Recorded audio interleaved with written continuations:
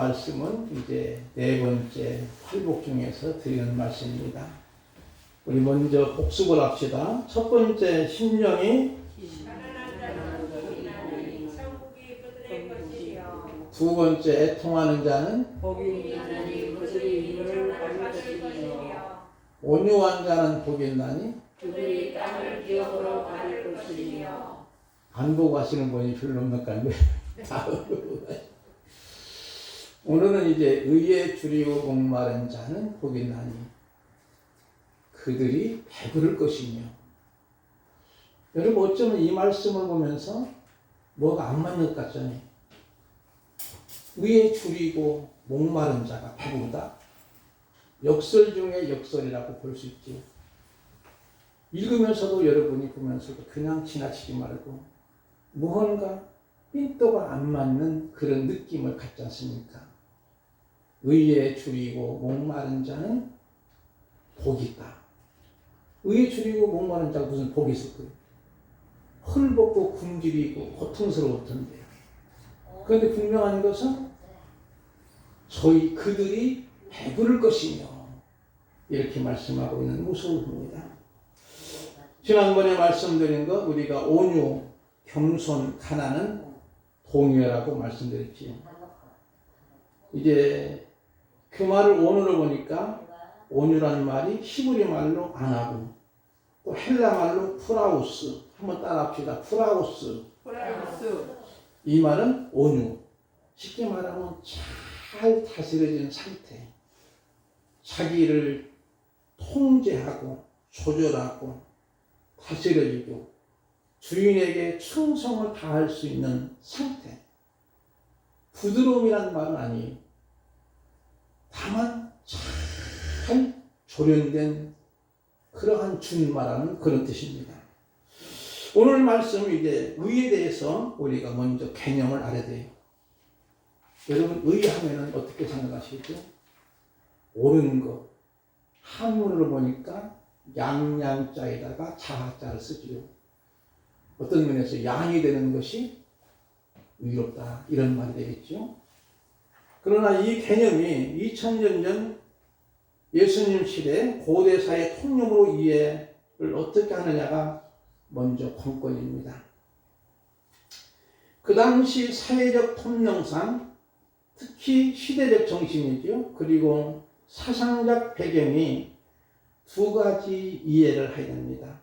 당시의 사상적 배경은 첫째는 로마 시대인데 그 로마 시대는 물리적인 힘, 무력이 곧 서지다.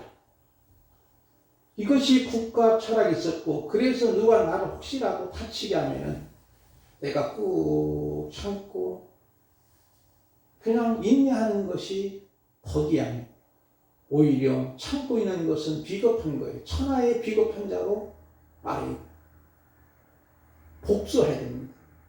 더 갑절로 복수하는 것이 바로 선이라는 거예요. 그런데 그 당시 로마 사회는 그것이 옳은 것이고 그것이 용기라고 하는 그런 모습이지요. 그 다음 두 번째는 헬라 철학, 헬레즘인데 그 당시에 철학자들이 세 분 있었습니다. 유명한 철학자들이 플라톤, 아리스토텔레스, 네로 황제의 스승이었던 세네카라는 사람이 있는데 이 사람들은 뭐라고 말하냐면 관계적으로 설정하는데 만약에 어떤 가정에 아기가 났어요. 근데 아기가 너무나 연약해. 그러면 그 연약한 아기는 키울 자격이 없다는 거예요. 얼마나 나쁜 모습이지요. 심지어 세네카라는 사람은 건강하게 태어나지 못하는 신의 저주를 받았기 때문에 죽여도 괜찮다. 이런 식으로 말하는 거예요. 그런 상황에서 시대적 정신과 사회적인 통념에서 의에 줄이고 목마른 자, 의에 대해서 예수님이 말씀하실 때 그 당시 많은 사람들이 이해했을까요? 못했을까요? 도무지 이해가 안 되는 거예요. 저게 뭔 말이야? 이렇게 그들은 알아들 수 없습니다. 그런 면에서 우리가 중요한 것은 뭐냐면 성경에서는 정의 하는 의의가 뭘까? 어떤 사람일까? 하나님께 먼저 순종하는 사람이라고 말하고 있습니다. 현대사에서는 바르다, 정의, 공의를 말합니다. 그러기 위해서 우리가 복음서 중에서도 가장 지각적인 말씀이 있는데 그 말씀 속에서 과연 의의 개념이 뭔가를 알아볼 수 있습니다. 마태복음 6장 33절 인쇄물이 있는데 한번 우리 김장로 읽어주시면 좋겠습니다. 그런즉 너희는 먼저 그의 나라와 그의 의를 구하라. 그리하면 이 모든 것을 너희에게 더하시리라. 아멘. 우리가 좋은 말씀이 너무나 인용하는 말씀이죠. 너희는 먼저 그의 나라와 그의 의를 구하라. 그리하면 이 모든 것을 너희에게 더하시리라. 야, 더 받는다. 1+1을 받는 것으로 여기는 경향이 많이 있어요. 여러분 그렇게 이해하시죠? 야, 모든 것 더하리라. 하나 더하기 하나 더. 이렇게만 이해하는 건데 관점이 틀렸어요. 먼저라는 말은 보통 순서상 시제를 이해해서는 안 됩니다. 앞에 이야기만 여기서 주님이 말씀하신 먼저는 대표수, 첫 번째 의미입니다. 그래서 히브리어에서 1이라는 숫자는 대표수지요. 그러니까 이것이 있으면 전부 대표하는 거기 때문에 이것이 있으면 다 있는 거라. 그런 의미예요. 순서나 또는 선착순을 의미하지 않습니다. 그러니까 의가 있으면 너희는 먼저 그의 나라와 그의 의를 구하라. 바로 의가 있으면 전부가 있는 것이라고 하는 거예요. 보통 우리가 모든 것을 더하시라. 아까 말씀드린 것처럼 1+1으로 이해하는데 주님의 말씀의 의의는 만족해 하신다고 하는 거예요. 만족해 하신다. 만족하다, 부족함이 없다, 배부른 상태에서 진주성찬을 차려 주어도 제대로 먹지 않는 상황이지요. 여기에 의가 있으면 전부 있는 것이고 만족하다는 것이. 제가 이제 부교육자 시절에 대부분이 그 당시는 신방 목회를 많이 합니다. 권사님 모시고 하루 나가서 이제 7집도 하고 10집도 신방하게 되면 어떤 데 가면 점심을 줍니다. 또 점심 먹었는데 또 좀 있으면 또 어떤 데 가면 또 고구마를 주는 거예요. 또 고구마 주는데 어떤 데 가니까 또 계란을 삶아 주는 거예요. 먹을 수 있을까 없을까요, 권사님? 먹는 것에 지쳐. 그래서 제가 속으로 그랬다니까요. 야, 목회는 먹회네. 목회는 먹회라고. 그렇게 점심을 잘 먹었는데, 전도사님 오셨네, 권사님 오셨네 하면서 또 그냥 고구마도 삶아주고 계란도 삶아주고 어떤 집은 또 커피 주고. 그래서 그것도 모르고 하루에 커피 7잔도 먹어보고 그랬어요. 그 당시에는 커피가 대부분이 삼박자 아니고 이제 믹서도 아니고 처음에는 커피 넣다가 설탕 넣고 프림 넣고 섞어가지고 이렇게 해주잖아요. 그래서 저는 느끼는 것이 아무리 진주성찬을 차려놔도 내가 배부른 상태는 먹고 싶지 않은 거예요. 쉽게 말하면 의가 있으면 바로 먼저 그의 나라와 그의 의가 있으면 그것만 구하게 되면 만족하다는 거예요. 전부 있다는 거예요. 그러면 과연 의의 실체가 무엇일까? 조금 어려운 말씀으로 깊이 들어갑니다. 로마서 3장을 보겠습니다. 로마서 3장 19절부터 25절까지인데 길으니까 쪼개서 한번 읽어주시면 좋겠습니다. 19절 말씀을 우리 김명신 권사님 읽어주실까요? 우리가 알거니와 모든 율법이 말하는 바는 율법 아래 있는 자들에게 말하는 것이니 이는 모든 입을 막고 온 세상으로 하나님의 심판 아래에 있게 하려 함이라. 아멘. 우리가 알거니와 무릇 율법이 말하는 바는 뭘까요? 율법이 말하는 바. 율법이 뭐예요? 율법은 구약성경에 있잖아요. 구약성경이 말하는 바는 율법 아래 있는 자들에게 말한 것이니 이는 모든 입을 막았다. 마스크를 다 쓴 것처럼 막아버린 거예요. 물론 마스크 써도 말하잖아요. 그런데 강력군도로 치러가지고 막았어. 요즘은 조금 패일어나고 사람들이 입 닥쳐 그러잖아요. 아니면 입을 자꾸로 채 그러잖아요. 그런 의미가 있어요. 그러니까 율법이 말한 바 율법 아래 있는 자들에게 말한 것이 있으니 이는 모든 입을 막았다는. 왜 입을 막았을까요? 율법 아래 있으니까 내가 죄인인 거예요. 말할 자격이 없는 거예요. 왜냐하면 하나님 앞에 심판 아래 있게 합니다. 죄인됨을 알게 되니까 할 말이 없는 거예요. 입을 막는 거예요. 율법을 주시면 지키라고 주셨는데 지키지 못한 입을 열 수가 없는 거예요. 그래서 로마서 3장 10절에 보니 의인은 없나니 하나도 없다. 이 말은 쉽게 말하면 100점짜리 무슨 사람이에요? 100점짜리 죄인이에요. 저와 여러분은 100점짜리 죄인입니다. 아멘입니까? 아닌데 목사님 나는 그래도 옳게 살았는데요. 성경은 분명히 의인은 없나니 하나도 없다.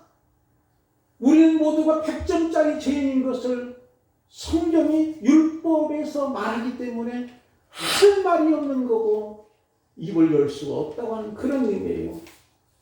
그래서 온 세상이 심판했지만 그래서 한 의가 나타났으니 그 구약의 선지자들이 한결같이 예언하고 선포한 의는 누굴까요? 예수 그리스도인 것을 보여줍니다. 그러면서 20절 말씀을 봅시다. 우리 전주정 목사님 한번 읽어주실까요? 그러므로 율법의 행위로 그의 앞에 의롭다 하심을 얻을 육체가 없나니 율법으로는 죄를 깨달음이니라. 아멘. 그러므로 율법의 행위로 그의 앞에 뭐가 없다고요? 의롭다 하심을 얻을 육체가 있어요, 없어요? 없다는 거예요. 율법 안에는. 그래서 율법으로는 무엇을 깨닫는 거예요? 죄를 깨닫는 거예요. 그래서 율법의 역할은 구원이 아니고 죄를 깨닫게 하고 내가 죄를 했기 때문에 죄를 해결하기 위한 방도로 율법이 예수님께로 인도하는 문학선생이라는 거예요.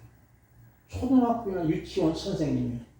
제가 옛날에 학교 다닐 때 초등학교 딱 들어가니까 그 당시에는 뭐 초등학교 가서 책가방도 없고 그냥 가면 되는 거예요. 그러면 여기다가 이제 우리 어머니가 수건을 채주는 거예요. 왜? 코 흘리면 코 닦더라고. 그러면 처음에 가면은 선생님 나와 운동장에 가지고 하나 둘 셋 넷 하나 둘 우리는 셋 넷 하는 거예요. 그리고 운동장 몇 바퀴 돌다가 나중에 교실 들어가서 글자를 공부시킵니다. 기역, 니은, 디귿 조금 배우면 순이야 순이야 나하고 놀자. 바두가 나하고 놀자. 이런 식으로 가르쳐주는 거예요. 그게 바로 초등학교 유치원 선생님이에요. 그래 율법의 역할은 문학선생이에요. 어디 예수님께로 가는 문학선생님. 그런 의미입니다.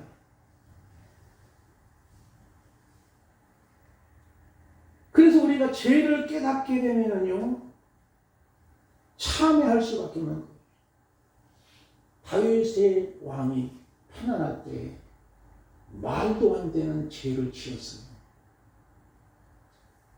장수 중에 유명한 장수 우리아를 최전방에 보내가지고 전사케 만들어요. 왜 그러냐면요 그의 아내를 뺏으려고 밧세바를 뺏으려고 아니 이미 뺏어갔어. 임신인 거예요. 불륜을 맺어가지고 그러니까 살인죄에다가 무슨 죄까지 졌어요? 권사님? 간음죄까지 졌다는 거예요. 그러니까 말도 안 되는 죄를 짓고 나서 죄를 깨닫게 되니까 얼마나 그가 하나님 앞에 통곡하고 자복했느냐면 그의 요가 적지도 통곡하고 자복하고 회개했다고 성경은 말씀하고 있습니다. 왜? 죄를 깨달을 때만 비로소 애통하는 심령이 되는 줄 믿습니다. 그래서 21절은 이런 말씀이 나오죠. 21절은 우리 홍미자 원사님 22절, 23절, 22절까지 보시기 바랍니다. 이제는 율법 외에는 하나님의 한 의가 나타났으니 율법과 선지자들에게 증거를 받을 것이라. 곧 예수 그리스도를 믿음으로 말미암아 모든 믿는 자에게 미치는 하나님의 의인이 차별이 없느니라. 아멘. 여기 보니까 그래서 율법 외에, 율법이 아니고 율법 외에 하나님의 의가 나타났으니, 하나님의 의가 뭘까? 아까 말씀드린 것처럼 하나님의 의는 예수 그리스도를 의미하고 있습니다. 믿어집니까? 하나님의 의가 나타났으니 율법과 선지자들의 증거를 받았어요. 이미 구약성경에서 예수님이 오신다고 하는 것이 구약성경 36권이 한결같이 말하고 있는 거예요. 신약에서는 예수님이 오셨습니다. 메시아가 오셨습니다. 예수님 오셨습니다. 이제는 그분이 다시 오십니다. 이게 바로 신약성경의 전체적인 요지입니다. 구약성경에서 하나님의 의는 바로 메시아가 오신다는 것이죠.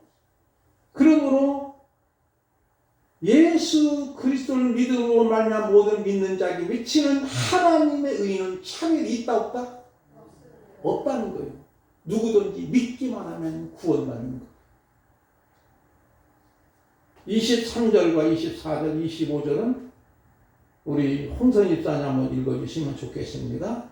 모든 사람이 죄를 범하였음에 하나님의 영광에 이르지 못하더니 그리스도 예수 안에 있는 성령으로 말미암아 하나님의 은혜로 값없이 의롭다 하심을 얻은 자 되었느니라. 이 예수를 하나님의 그의 피로써 기름으로 말미암는 화목 제물로 세우셨으니 이는 하나님께서 길이 참으시는 중에 전에 지은 죄를 간과하심으로 자기의 의로우심을 나타내려 하심이니. 아멘. 이 말씀의 요지는 뭘까요? 바로 예수님이 화목제물로 오신 거잖아요. 예수님을 화목제물로 주신 거예요. 우리의 억만 가지 죄를 대신해서 십자가에 죽게 하신 하나님. 그 하나님이 한 의를 세우셨는데 바로 예수님이라는 거예요. 예수 그리스도. 율법은 왜 우리가 구원받아야 함을 알게 됩니다. 또한 그리스도를 인도하는 몽학 선생입니다. 이 같은 모든 것이 하나님께서 계획하시고 그걸 구원하시기 위해서 하나님의 한 의가 있는데 바로 한 의가 구약에서는 메시아요, 신약에서는 그리스도로 오셔야 함을 의미합니다. 사람은 마음의 계획을 가져도 실력이 약하면 마음에만 머물게 되지만 그러나 전능하신 하나님은 하나님의 계획과 생각은 반드시 이루어집니다. 오늘 같은 로마서 3장의 구약성경을 관통하는 의로서 예수 그리스도를 분명히 증거하지요. 그러므로 누구든지 예수님을 만나 영접하면 삶의 배부름에 은혜가 있을 줄 믿습니다. 이 배부름이 물질적인 얘기가 아니에요. 만족함이에요. 여호와 나의 목자시니 내게 부족함이 있다 없다? 없다는 거예요.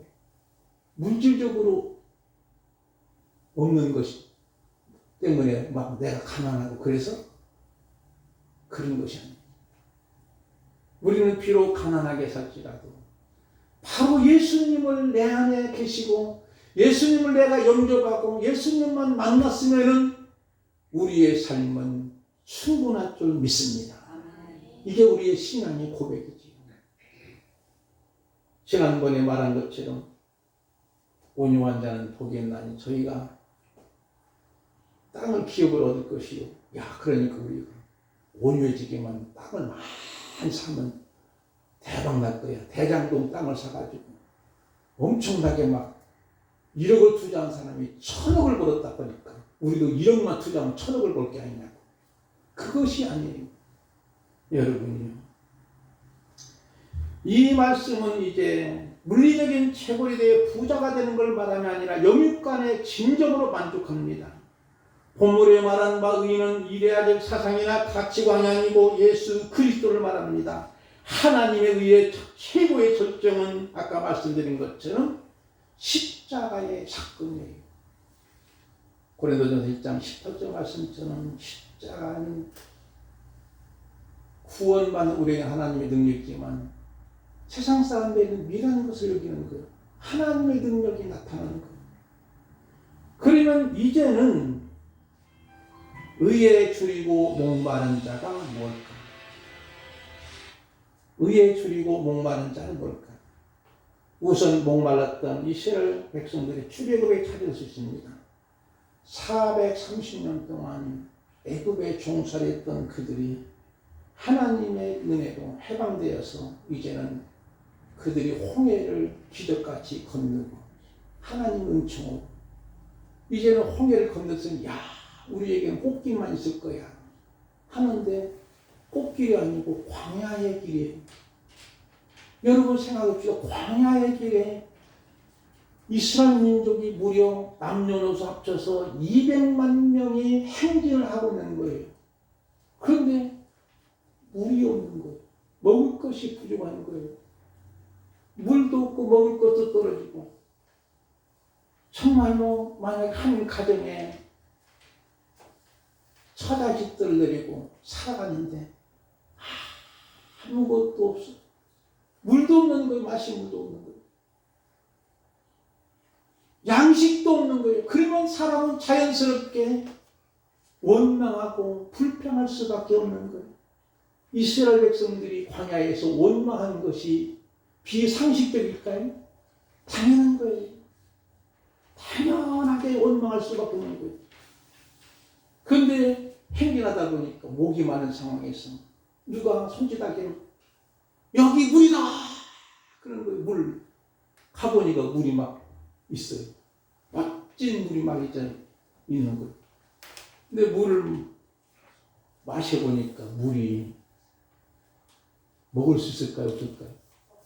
물이 쓰다는 거예요. 마라에 쓴 물을 맞는 거예요. 그러니까 원망하는 거예요.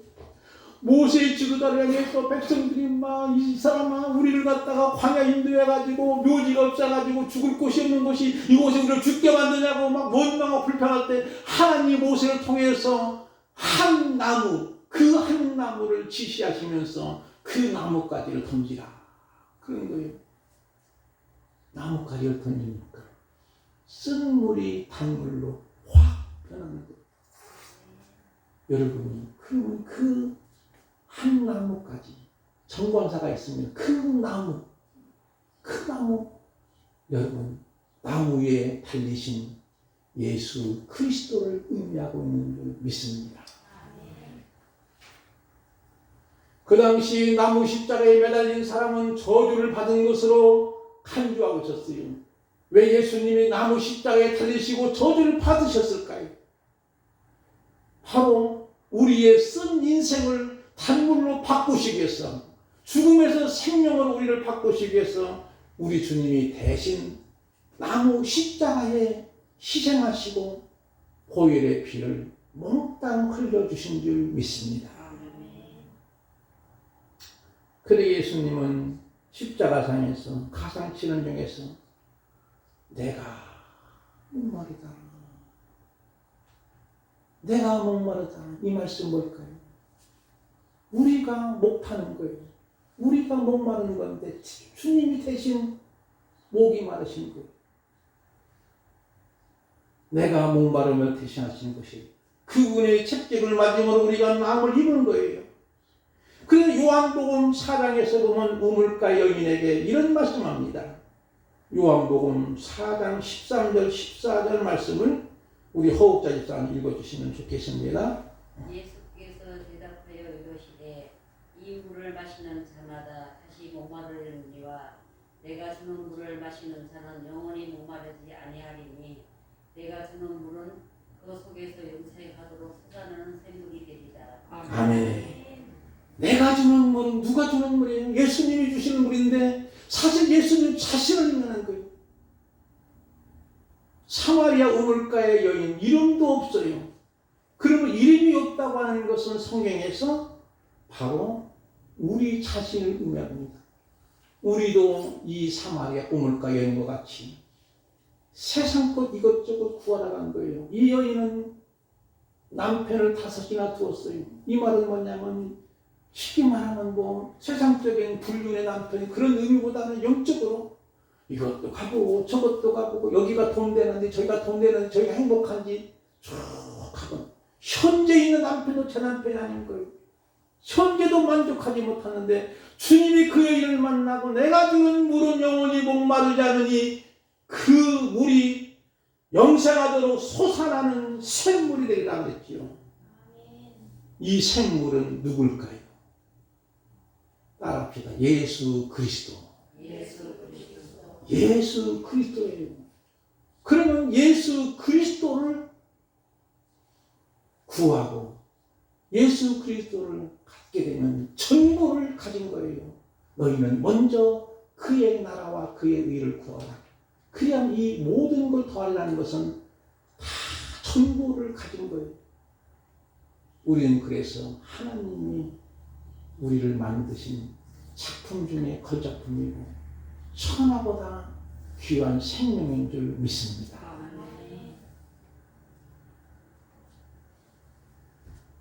그 다음에 두린다고 하는 것은 헐인데 헐벗으면 고통스럽고 음식이 아무것도 보이지 않습니다. 음식에 손에 넣기까지 씨름하고 모함합니다. 사람은 그래도 먹어야 양반이란 말이죠. 우리 한국말. 코 밑이 열려야만 마음도 열린다는 거예요. 이스라엘 백성이 출애굽기 15장에 마시는 물 문제가 이제는 해결이 됩니다. 그런데 이제는 먹는 문제, 음식 문제가 생긴 거예요. 그때 하나님은 하늘에서 만나를 눈 내리듯 풀어주시는 거예요. 만나의 뜻이 뭔지 알아요, 여러분? 혹시 기억하시는 만나?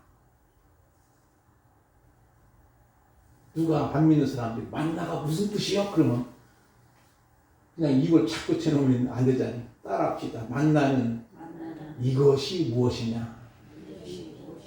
물어보는 거 이것이 무엇이냐? 하나님 주신 양식 이것이 무엇이냐? 하늘의 만나와 메추라기를 내려주시고 그들에게 먹을 양식을 공급해 주시는 거예요. 이 말씀을 제대로 이해하려면 우리가 너무나 잘 아는 오병이의 사건, 보리떡 5개, 물고기 2마리 가지고 장작만 5,000명 먹고도 12광주리가 남는 이 사건에서 처음에는 빈들에 있는 이들에게 말씀을 가르치고 이제는 그들이 오후 한 서너 시 되니까 배가 고프니까 제자들이 이 사람들에게 먹을 걸 줘야 되겠다고. 그럼 예수님이 너희가 먹을 것을 주라 그랬어요. 단순히 빵이나 우유나 이것을 주라고 하는 의미는 아닙니다. 그런 의미일까요? 제자 중에 필립은 그렇게 하다가지고 이 사람들의 많은 사람들을 먹을 거 주려면은요 적어도 그냥 200단은 필요합니다. 지금 뭐 엄청난 슈퍼마켓 가더라도 살 수가 없는 그런 많은 양인데 예수님이 그렇게 무모하게 너희들이 가서 빵 사다가 밥 사다가 햇밥 사다가 갖다 줘 이런 말일까요? 아니에요. 너희가 먹을 것을 주라는 것은 너희가 예수 그리스도의 십자가의 복음을 주라는 거예요. 그래서 우리 믿음의 성도들은 십자가의 전달자인 줄 믿습니다. 이 십자가의 고귀한 것을 우리는 전달하는 사명을 가진 거예요. 생명의 밥, 생명의 떡을 전하는 우리가 되는 거예요. 그런 모습이. 그래서 여러분이요, 우리 믿음의 성도들은 십자가의 복음을 전하는 것인데 바로 단순히 우리가 이 먹는 문제가 허기만 채우는 것 식생활이 아니요 교제와 삶을 나누는 것이고 우리 교제는 하늘에서 내려온 생명의 떡이신 예수 그리스도의 십자가의 복음을 나누는 겁니다.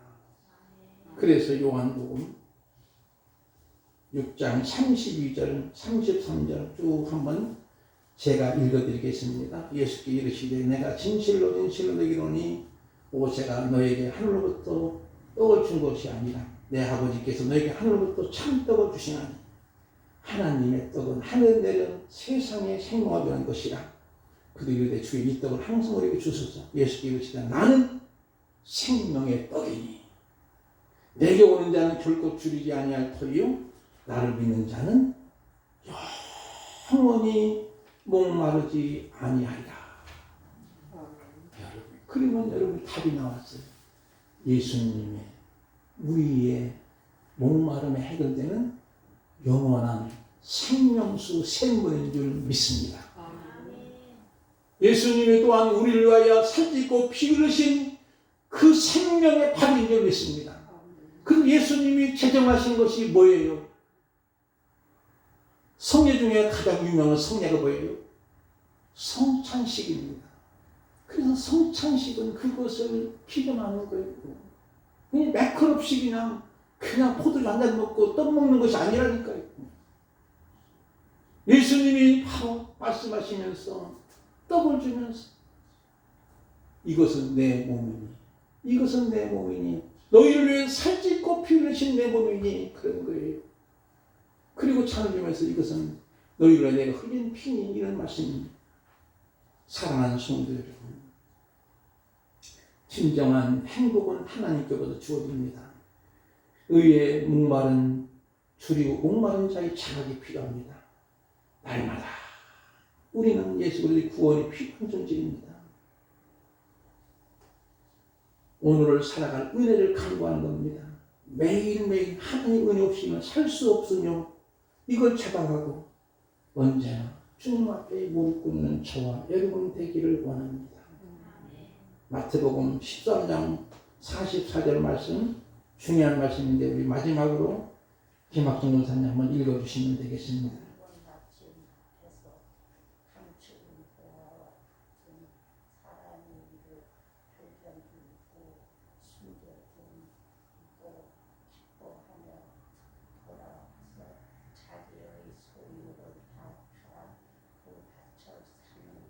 아멘. 바로 예수님을 발견했으면 그 보화를 발견했으면 자기의 모든 것을 아깝지 않고 팔을 수 있는 거예요. 그걸 의미하는 거예요. 바로 오늘 우리들은 의에 줄이고 목마른 자는 복이 있어요. 예수님을 찾는 거예요. 정말 우리는 예수님 없이는 살 수 없네, 주 없이 살 수 없는 인생인 것을 기억해야 됩니다. 세상 사람들은 돈 없이 살 수 없네, 명예 없이 살 수 없네, 요즘에 권력자들은 권력 없이 살 수 없네. 그렇지만 우리는 예수님 없이 살 수 없네. 이 고백이 우리의 고백인 줄 믿습니다.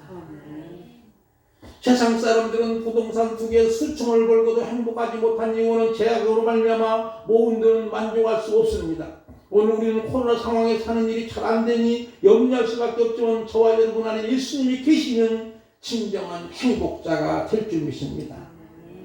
먼저 우리를 살리신 예수 그리스도를 목마른 사슴과 같이 신을 못 찾듯이 의에 주려 목마를 때 배부름에 만족함에 은총을 주실 겁니다.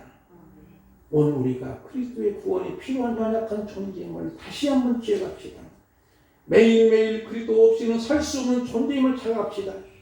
이 같은 코로나 상황에서도 하나님의 은혜이면 충분함을 자각합시다. 그러면 무엇으로 채워지는가요? 언제나 생명의 떡이요 생명수 영원한 생명 되시는 예수님으로 채워짐을 통해서 여호와는 나의 목자시니 내게 부족함이 없습니다. 이 고백이 저와 여러분의 고백이 되시길 주님의 이름으로 축복을 드립니다. 우리 다 같이 일어나겠습니다.